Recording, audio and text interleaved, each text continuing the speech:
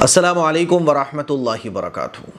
کئی بار ایسا ہوتا ہے کہ بہت سارے لوگوں کو ہم کچھ پڑھنے کے لیے بتاتے ہیں، جیسے مان لیجئے کسی نے بولا کہ میرے اوپر جادو ہے، تو ہم نے بتایا کہ بھائی سورہ بقرہ پڑھ لو۔ ایسے ہی ہمارے والد صاحب کے پاس بہت سارے لوگ آتے ہیں تو ان کو بتایا جاتا ہے کہ آپ کو تہجد پڑھنی ہے، کسی کو بتایا جاتا ہے کہ آپ کو درود شریف پڑھنا ہے۔ تو ان لوگوں کا اس بتانے پر ان کا ایک سوال ہوتا ہے اور ان کی ایک پریشانی ہوتی ہے۔ وہ پریشانی ہوتی ہے کہ قاسمی صاحب یا ہمارے والد صاحب سے لوگ ملتے ہیں تو بابا جی بولتے ہیں ان سے کہ جب بھی ہم دین کا کوئی کام کرنا شروع کرتے ہیں، جیسے آپ نے بتایا جادو ہے تو سورہ بقرہ پڑھنا شروع کرو، اب ہم سورہ بقرہ جب پڑھنا شروع کریں گے تو ہماری طبیعت اور بگڑنا شروع ہو جائے گی۔ یا ایسے ہی کسی نے بتایا کہ درود شریف پڑھو، تو اب ہم درود شریف جب پڑھنا شروع کریں گے تو ہماری طبیعت اور بگڑنا شروع ہو جائے گی۔ کسی نے بتایا تہجد پڑھو یا قرآن مجید کی فلاں صورت پڑھ لو یا اللہ کے نبی صلی اللہ علیہ وسلم کے کوئی طریقے پر عمل کر لو، تو طبیعت اور بگڑنا شروع ہو جاتی ہے۔ تو پھر کیا کریں، ہم چھوڑ دیتے ہیں، کیونکہ طبیعت اتنی بگڑتی ہے کہ بعض دفعہ ہوش کھو بیٹھتے ہیں ہم۔ تو اب کیا کرنا چاہیے؟ تو اس سلسلے میں ابھی بھی کچھ 2-3 دن پہلے ایک صاحب کا میسج آیا اور وہ یہی کہہ رہے تھے کہ میں جیسے ہی آپ کی بتائی چیزوں کو قرآن مجید کی تلاوت کرنا شروع کروں یا نمازیں پڑھنا شروع کروں، اللہ سے دعائیں مانگنا شروع کروں، تو طبیعت اور بگڑنا شروع ہو جاتی ہے۔ تو میرے عزیز بھائیوں، میری بہنوں، جو لوگ اس طرح سے جوجھ رہے ہیں ایسی سچویشن سے، تو آپ اچھے طریقے سے سمجھ لیجئے کہ شیطان کا مقابلہ اور جادو جنات کا مقابلہ اور ان تمام شرور و فتن سے آپ کو محفوظ رکھنے والا جو کلام ہے وہ اللہ کا کلام ہے، یعنی قرآن مجید، وہ نماز ہے، رسول اللہ صلی اللہ علیہ وسلم کے وہ طریقے ہیں۔ تو آپ کو تھوڑی سی پریشانی ہو سکتی ہے، لیکن آپ جمے رہیے، آپ یہ ٹھان لیجئے کہ مجھے اللہ کا کلام پڑھنا ہے۔ جیسے بعض لوگوں کو قرآن مجید کی تلاوت کرنے میں پرابلم شروع ہو جاتی ہے نا، تو وہ پرابلم ہو رہی ہے، اس کو آپ فیس کرو تھوڑی سی۔ جیسے آپ نے دیکھا ہوگا، مان لیجئے کسی کے کوئی کانٹا چبھ جائے تو اس کانٹے کو، جب کانٹا چبھا ہوا ہے تو تکلیف نہیں ہو رہی ہے، لیکن اس کانٹے کو جب نکالا جائے گا تو تکلیف شروع ہوتی ہے، تکلیف محسوس ہوتی ہے۔ لیکن وہ کانٹے کو اگر نکالا نہ جائے یہ سوچ کر کہ تکلیف ہو رہی ہے، تو وہ کانٹا تو اندر رہے گا اور زخم بڑھتا چلا جائے گا۔ ایسے ہی کسی کے کوئی گھاؤ ہو جائے، کوئی چوٹ لگ جائے، تو جب تک اس چوٹ کو ختم نہیں کیا جائے گا، اس کو کاٹا نہیں جائے گا، کوئی گھاؤ وغیرہ ہو گیا تو آرام ملے گا نہیں، وہ گھاؤ ٹھیک ہی نہیں ہوگا، یہ سوچ کر کہ یار تکلیف ہوگی، پریشانی ہوگی۔ بعض دفعہ کسی کے کوئی گانٹھ وغیرہ نکل آتی ہے تو اس کا آپریشن ہونا مینڈیٹری ہوتا ہے۔ اچھا، وہ آپریشن نہ کرائے تو کوئی تکلیف نہیں ہے، تکلیف ہے بھی تو کم ہے، لیکن جیسے ہی آپریشن آپ ڈاکٹر کے یہاں کرانے جاؤ تو وہ تکلیف بڑھ جائے گی۔ تو اگر کوئی یہ سوچ کر آپریشن نہ کرائے، اپنا گھاؤ کا علاج نہ کرائے، اپنے چبھا ہوا کانٹا نہ نکالے کہ تکلیف ہوگی، انجیکشن ہے بچوں کے لگتا ہے، بڑوں کے بھی لگتا ہے، کتنی تکلیف ہوتی ہے، لیکن یہ سوچ کر کہ تکلیف ہوگی انجیکشن لگنے میں، کوئی انجیکشن نہ لگوائے تو وہ تکلیف اور بڑھتی چلی جائے گی، اسی لیے برداشت کرنا پڑتا ہے۔ بالکل اسی طرح سے ان چیزوں کا معاملہ ہے کہ اگر آپ کے اوپر اثرات ہیں، آپ کے اوپر شیاطین ہیں، یا آپ کے اوپر کسی کا کچھ کرایا ہوا ہے، آپ اللہ اور اللہ کے رسول کے طریقے کی طرف آ رہے ہو، آپ نے سورہ بقرہ پڑھنا شروع کری، قرآن مجید کی روزانہ تلاوت کر رہے ہو، آپ درود شریف پڑھ رہے ہو، آپ جو ہے نا اللہ سے دعائیں مانگ رہے ہو، تو وہ پرابلم جو تھی وہ ختم ہونے کے بجائے بڑھنے لگی۔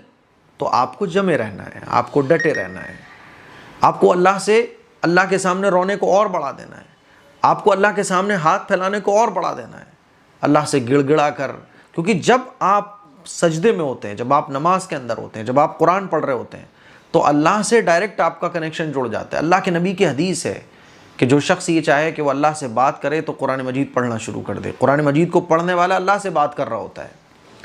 تو آپ یہ سمجھ لیں کہ آپ تھوڑا سا اگر جم جائیں، یعنی آپ اپنا یقین یہ بنا لیں قرآن و حدیث سے میں ہٹوں گا نہیں، چاہے کچھ ہو جائے، میں نہیں جاؤں گا کہیں اور، میں تو درود شریف پڑھوں گا، کیونکہ درود شریف میں سوئیوں پریشانیوں کا علاج ہے۔ ایک بار درود شریف جب ہم پڑھتے ہیں نا تو اللہ تعالیٰ کی 10 رحمتیں ہمارے اوپر نازل ہوتی ہیں۔ تو جب اللہ کی رحمتیں میرے اوپر برس رہی ہوں تو میں اچھا ہوں گا، میرے اوپر سے جادو ختم ہوگا، پریشانیاں ختم ہوں گی، میں ریلیکس فیل کروں گا۔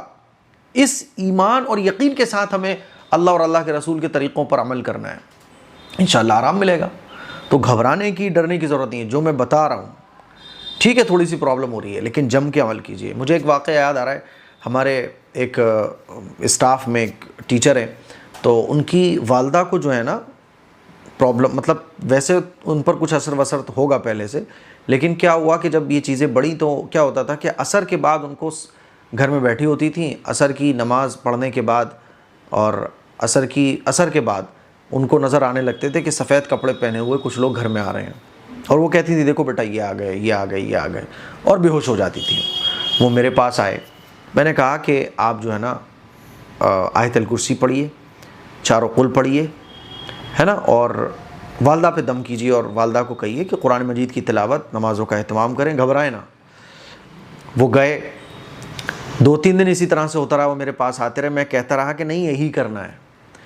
آخری دن آئے تو بڑے اداس، اور ان کا دل یہ چاہ رہا تھا کہ وہ اپنی والدہ کو کوئی جو ہوتے نا تعویذ گنڈے والے ان کو دکھا کے آئیں۔ کہنے لگے آرام نہیں مل رہا ہے۔ میں نے کہا سر آپ جمے رہیے اسی بات پر جو میں نے بتایا ہے، آپ یہ ٹھان لیجئے کہ یار جان جائے گی جانے دو، لیکن مجھے اللہ اور اللہ کے رسول کے بتائے ہوئے طریقے سے ہٹنا ہی نہیں ہے، چاہے کچھ ہو جائے، میں کیوں جاؤں کسی اور کی طرف۔ میرا یقین یہ ہونا چاہیے کہ اللہ کے نبی نے جو کہہ دیا وہ سچا ہے۔ ایک تعویذ دینے والا جو تعویذ دے گا وہ اس انسان کا دیا ہوا تعویذ ہے، اور یہ جو اللہ کے نبی نے بتایا مجھے، یہ اللہ کے ذریعے جو وحی آئی حضور پر، اور حضور نے پھر ہمیں بتایا، تمام پیغمبروں کے سردار اللہ کے بعد جن کا مقام ہے ان کی بتائی ہوئی چیز ہے، جو ہم سے 1000 باپوں سے زیادہ محبت رکھنے والے۔ میں کیوں چھوڑ دوں اللہ کے نبی کے طریقے کو؟ میں کیوں چھوڑ دوں اللہ کے نبی کے بتائے ہوئے طریقے کو؟ نہیں چھوڑ سکتا میں، تکلیف ہے برداشت کروں گا چاہے کچھ ہو جائے۔ میں نے کہا یہ ٹھان لو آپ۔ وہ گئے، انہوں نے ارادہ کر لیا کہ انشاءاللہ میں سنت والے طریقے سے نہیں ہٹوں گا۔ جمے رہے، الحمدللہ اگلے دن آرام مل گیا، اور اگر وہ چھوڑ کر کہیں اور چلے جاتے تو پھر زندگی بھر تعویذ اور فلیتوں میں ہل کے رہتے۔ تو میں یہ بتانا چاہ رہا ہوں کہ آپ جم جائیے، سمجھ آ رہی ہے بات؟ تو انشاءاللہ آرام ملے گا، گھبرانے کی ضرورت نہیں ہے۔ آپ فجر کی نماز، 5 جو مسنون اعمال ہیں، فرض عبادتوں کے بعد جو مسنون اعمال ہیں، جیسے اللہ کے نبی نے بیان فرمایا کہ دونوں قل پڑھنے سے شیطان کا اثر ختم ہوتا ہے، حضور نے فرمایا آیت الکرسی پڑھنے سے جادو جنات کا اثر نہیں ہوگا، سورہ بقرہ جس گھر میں پڑھی جائے تو اس گھر میں جادو جنات کا اثر نہیں ہوتا ہے۔ اللہ کے نبی نے اور بھی بہت ساری دعائیں بتائی ہیں۔ اللہ کے نبی نے بتایا کہ پاک صاف رہو، کیونکہ اللہ تعالیٰ پاک صاف رہنے والوں کو پسند کرتا ہے۔ نجاست، گندگی، یہ شیطان کے اثر کی جگہ ہے، تو اپنے گھر کو بھی پاک صاف رکھنا چاہیے۔ ان تمام چیزوں پہ عمل کرو، باقی جو پرابلمس ہے تو دنیا دارالامتحان ہے۔ مجھے امید ہے میری یہ چند باتیں آپ کو اچھے طریقے سے سمجھ آ گئی ہوں گی۔ اس کلپ کو شیئر بھی کیجیے، دوسروں تک پہنچائیے۔ السلام علیکم ورحمۃ اللہ وبرکاتہ۔ ایک بہترین تلبینہ جس کو اگر آپ ایک بار یوز کر لیں گے تو پھر آپ اسی کے فین ہو کر رہ جائیں گے۔ مارکیٹ میں بہت سارے تلبینہ اویلیبل ہیں، لیکن یہ جو مائی ہدایہ کا تلبینہ ہے، یہ تلبینہ کوالٹی میں نمبر 1 ہے۔ میں نے بہت سارے تلبینے مارکیٹ کے یوز کیے، لیکن مجھے وہ پسند نہیں آئے۔ صرف آٹا ہی ہوتا ہے اور کچھ نہیں ہوتا، پرائس اتنی ہائی۔ تو ہم نے آپ لوگوں کی خدمت میں ایک تلبینہ آپ کو ریکمینڈ کیا تھا۔ یہ تلبینہ نمبر 1 ہے، بیسٹ ہے، کوالٹی میں آپ کو ذرا سا بھی فرق دیکھنے کو نہیں ملے گا۔ جو کوالٹی بتائی جا رہی ہے یعنی نمبر 1 ہی کوالٹی ہے اس کی۔ آپ ایک بار اس کو ٹرائی کریں گے۔ تلبینہ کمزوری کو دور کرتا ہے، جیسے کہ بعض لوگوں کو اٹھتے بیٹھتے چکر آتے ہیں، اس میں یہ فائدہ مند ہے۔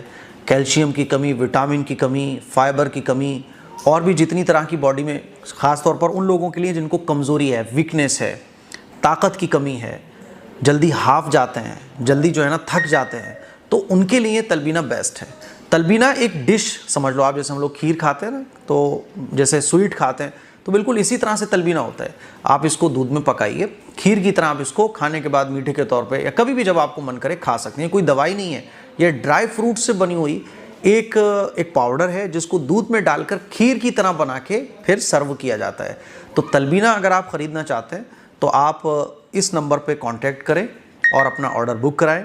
تھوڑا سا آرڈر ڈیلے ہو سکتا ہے، کوئی بھی پرابلم ہو تو آپ اسی نمبر پہ کال کر سکتے ہیں، اور اگر پھر بھی آپ کو کوئی پرابلم فیس کرنا پڑ رہی ہے تو آپ askmqasmi@gmail.com پر میل کر سکتے ہیں۔ یہ تلبینہ آپ کو اتنا پسند آئے گا کہ آپ اس کے علاوہ پھر کسی اور تلبینے کو پسند نہیں کریں گے۔ کوالٹی اس میں بھر بھر کے رکھی گئی ہے، ڈرائی فروٹس کا یہ خزانہ ہے تلبینہ، ٹھیک ہے؟ تو ایک بار اس تلبینے کو ضرور یوز کیجیے گا، انشاءاللہ آپ بولو گے یار مفتی صاحب آپ کا بہت بہت شکریہ کہ آپ نے یہ تلبینہ ہمیں ریکمینڈ کیا۔ جلدی آرڈر کیجیے گا۔ السلام علیکم ورحمۃ اللہ۔